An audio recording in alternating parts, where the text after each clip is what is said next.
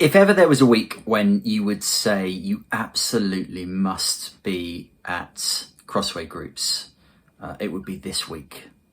If ever there was a week where you'd say you've really got to do a little bit of reading and work ahead of time to make the most of this Bible study, it would be this week in Crossway groups. If there is something just threatening to push its way into your diary on Wednesday or Thursday of this week, keep it out. Make sure you're at groups.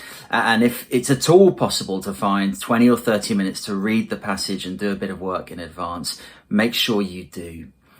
And not just because it's been a couple of weeks since we last met, so we might be getting rusty and forgetful, but because the verses that we're going to read and enjoy together, Romans 3, 21 to 26, they are some of the most important verses in the Bible, some of the most important words ever written by anyone ever.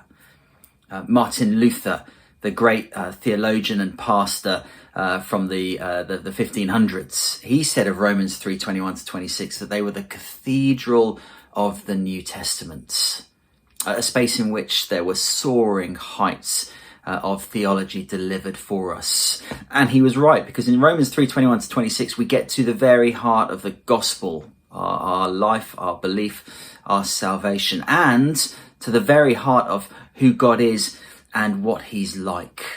Just amazing verses for us to be able to explore and unpack together. But if you forget the context into which Paul writes them, if you forget the flow of thought that has been running up until this point in Romans, you will probably miss quite a lot of the punch that comes in these verses.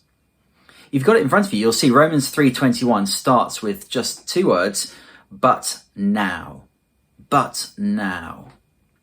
Now, in Paul's writing, the link words like for, because, but, therefore, they always really matter because they connect the ideas together. And this is pretty key that we get what these words signify. But now. They're words that imply a contrast, aren't they? Something that is different now. They imply a change of some sort. And that, of course, is exactly what is going on. Because pretty much everything up until this point in Romans has been bad news. Certainly everything from chapter 1, verse 18 onwards. Paul said there, if you remember, that the wrath of God, God's righteous anger at sin, has been revealed, he said. Look at the world around you, look at the sinfulness of humanity, you will see an expression of God's righteous anger. And chapter 2, he said God's wrath is going to be revealed in the future. That is not good news for human beings if we're on the receiving end of that righteous wrath. And then over the course of a chapter and a half, he went on to argue that there's no one who's going to be exempt from that. There's no one righteous on their own terms and in their own strength.